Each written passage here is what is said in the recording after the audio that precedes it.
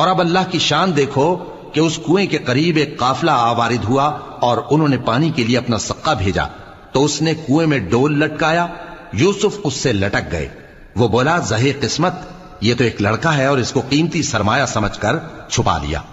اور جو کچھ وہ کرتے تھے اللہ کو خوب معلوم تھا، اور انہوں نے اس کو تھوڑی سی قیمت یعنی معدود چند درہموں پر بیچ ڈالا، اور وہ اس سے بیزار ہو رہے تھے۔ اور مصر میں جس شخص نے اس کو خریدا، اس نے اپنی بیوی سے جس کا نام زلیخا تھا کہا کہ اس کو عزت و اکرام سے رکھو، عجب نہیں کہ یہ ہمیں فائدہ دے یا ہم اسے بیٹا بنا لیں۔ اس طرح ہم نے یوسف کو سرزمین مصر میں جگہ دی،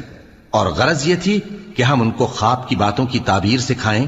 اور اللہ اپنے کام پر غالب ہے لیکن اکثر لوگ نہیں جانتے۔ اور جب وہ اپنی جوانی کو پہنچے تو ہم نے ان کو دانائی اور علم عطا کیا، اور نیکوکاروں کو ہم اسی طرح بدلہ دیا کرتے ہیں۔ اور جس عورت کے گھر میں وہ رہتے تھے